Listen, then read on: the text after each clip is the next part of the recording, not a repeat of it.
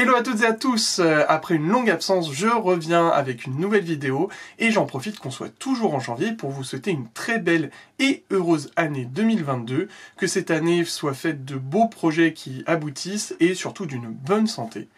Et cette année, là j'ai eu quelques absences ces derniers temps, entre des partiels, entre un déménagement, et c'est pour ça que je tourne encore cette vidéo chez mes parents, mais bientôt vous allez pouvoir découvrir la nouvelle salle de comics et mon nouveau lieu de tournage, donc j'ai hâte que vous voyez ça.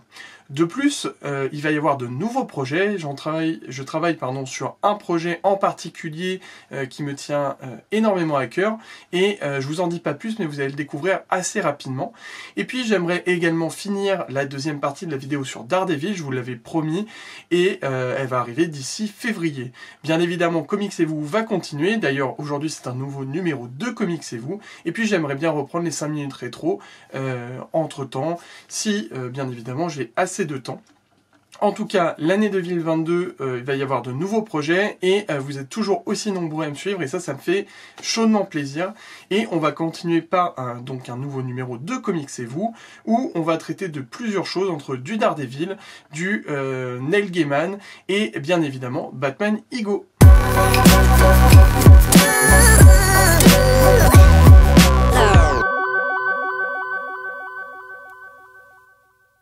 Alors, on va commencer tout de suite par Batman Ego ou Ego, selon vous le prononcez à l'anglaise ou à la française.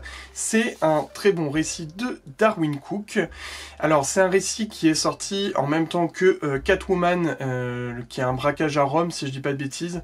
Je me rappelle plus du titre, mais qui est un autre récit lié au Batman, le film qui va sortir avec Pattinson, et ce numéro-là de Ego est donc écrit, dessiné par Darwyn Cooke. Je vais pas trop détailler puisque de nombreuses personnes ont déjà fait la review de ce numéro et je vais pas rajouter grand-chose, donc ça n'apporterait pas grand-chose d'aller plus loin, si ce n'est de dire que c'est un très bon thriller psychologique. On va dans la psyché la plus profonde de Batman. Darwyn Cooke va vraiment aller explorer le subconscient, pourquoi Batman est devenu Batman, quelles sont ses peurs, ses phobies, ses angoisses les plus profondes, comment elles arrivent à le manipuler et comment il va réussir également à prendre le dessus sur tout ça.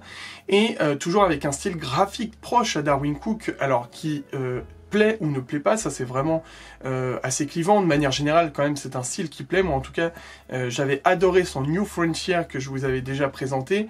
Et là, le style graphique est toujours aussi beau, à mi-chemin entre quelque chose assez dessin animé, mais en même temps aussi un peu rétro.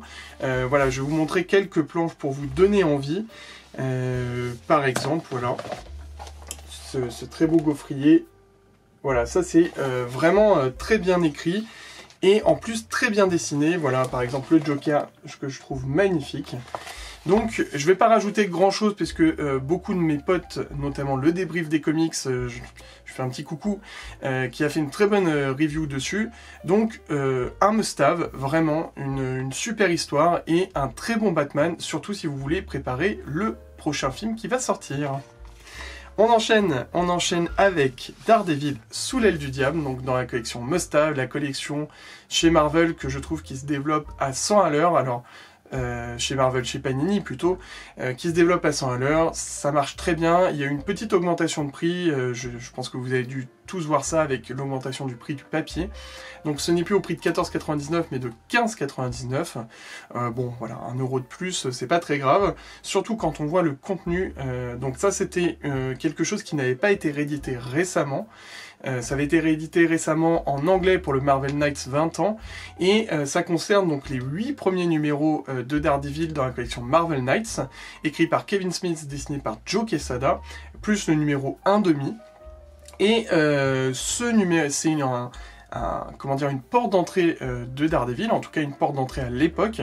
Alors moi je considère par rapport aux autres portes d'entrée que j'avais pu vous proposer dans ma vidéo sur Daredevil, je trouve que cette porte d'entrée est peut-être un peu plus compliquée, elle demande d'avoir des notions. Alors si vous avez vu par exemple au préalable la série que vous voulez vous lancer dans Daredevil, il n'y aura aucun problème. Mais si vous êtes vraiment novice complet, c'est peut-être pas forcément le meilleur point d'entrée pour Daredevil. Toujours est-il que c'est un bon numéro. Alors l'intrigue est vraiment sympa. On fait intervenir Karen Page qui est une des femmes qui fait partie de la vie d'Daredevil. Peut-être un amour pas aussi fort qu'Electra, mais dans le même esprit. Et on met toujours en relation la foi de Daredevil et son sens du sacrifice. Donc l'histoire de Kevin Smith est bien écrite, malgré quelques passages où on sent un peu de longueur, où l'intrigue est un peu tarabiscotée. Il y a quand même des choses qui sont avancées, qui sont intéressante, et où Kevin Smith arrive à mettre en péril certains personnages, et il va y avoir quand même de sacrés rebondissements qui vont affecter Daredevil, et commencer directement une nouvelle série par ça en modifiant certains statu quo, c'est quand même une épreuve de force qu'avait réussi à faire Kevin Smith, porté en plus par un dessin de Joe Quesada qui est quand même très agréable. Alors moi, je le trouve un peu en deçà de ce qu'il avait pu faire sur Daredevil Father. Pour autant, on reste quand même sur un très bon dessin de Joe Quesada. Pour exemple, on va prendre quelques images. Qu'est-ce qu'on pourrait prendre? Ben voilà, c'est parfait ça.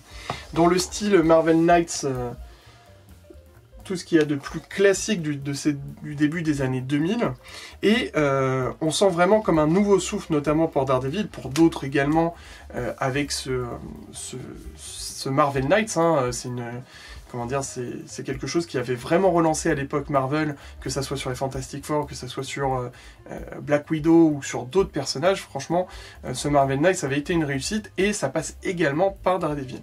Donc ce numéro-là, c'est avec plaisir qu'on le voit réédité. C'est aussi un bon point d'entrée sur tout ce qu'il va suivre ensuite, notamment l'arc de Bendis et Maliev. Là, vous allez pouvoir reprendre vraiment au commencement de ce Daredevil-là. Si vous avez lu Bendis et Maliev, franchement, c'est quelque chose qui doit être lu, et je trouve que Panini a réussi le tour de force de le rééditer en must-have. En tout cas, c'est une très bonne chose. Moi, c'est un très bon livre que je vous conseille sur Daredevil, peut-être pas en premier, lisez d'autres choses, notamment le run de Bendis et Maliev, hein, bien évidemment, mais ça reste un très bon récit de Daredevil, et je suis très content qu'il soit réédité. On va finir par Sandman, le titre consacré à Death, ou la mort, donc écrit par Neil Gaiman avec plusieurs dessinateurs. Alors il y a surtout Chris Bachalo, ou Bacalo, je sais pas comment on dit à chaque fois, mais qui est présent. Et c'est comme une sorte de tie-in, une sorte de spin-off entre guillemets, d'histoires qui se passent sur le personnage de la mort, qui est un des personnages de l'univers de Sandman. Alors, Sandman, pour ceux qui ne connaissent pas, c'est l'histoire du rêve qui va revenir après une longue absence, et on va suivre ce personnage dans différentes histoires, et tout aussi oniriques les unes que les autres. Ça, c'est vraiment l'univers qu'avait réussi à créer Neil Gaiman, et un univers quasiment mythologique sur certains aspects. Donc, si vous ne connaissez pas Sandman, ça peut être là aussi un bon point d'entrée. Alors, pourquoi ça peut être un bon point d'entrée, sachant que ce n'est pas le personnage principal?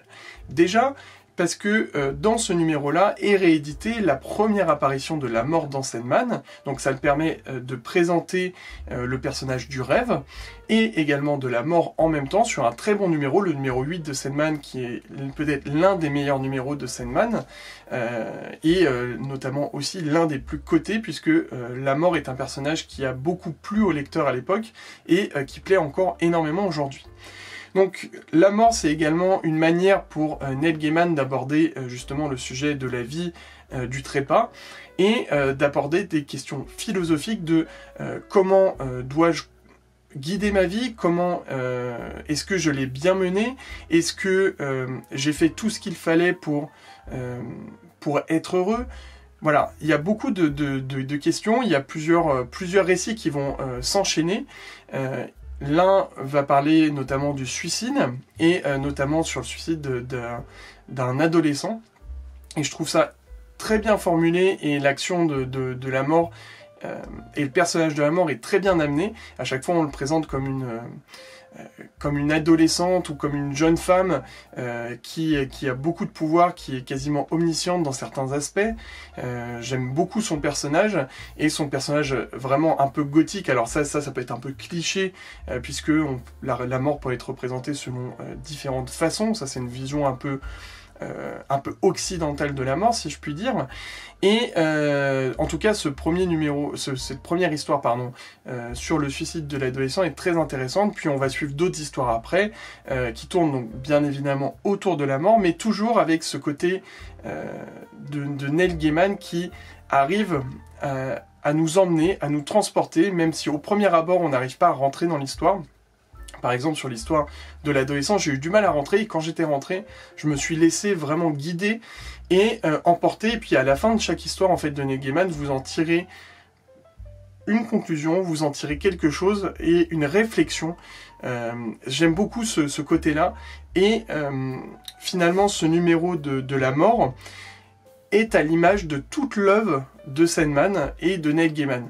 Donc pourquoi conseiller de lire finalement ce numéro de Death? C'est surtout d'apprécier et de commencer à comprendre l'univers de Neil Gaiman avant de rentrer dans Sandman. Donc il faut vraiment prendre ce numéro de Death pour les non-connaisseurs de l'univers Sandman comme une porte d'entrée, comme un point de découverte de l'univers de Neil Gaiman. Et puis pour ceux qui ont lu Sandman, c'est un complément de choix où vous allez retrouver l'écriture, la finesse de Neil Gaiman, et sans souci, on peut aller dessus, et c'est vraiment super que Urban ait réédité dans le DC Black Label ce numéro. Vous en avez pour votre argent, puisqu'il y a pas mal d'histoires, c'est très fourni à chaque fois, ça ne se lit pas forcément vite, parce qu'il y a beaucoup de choses à comprendre et à réfléchir.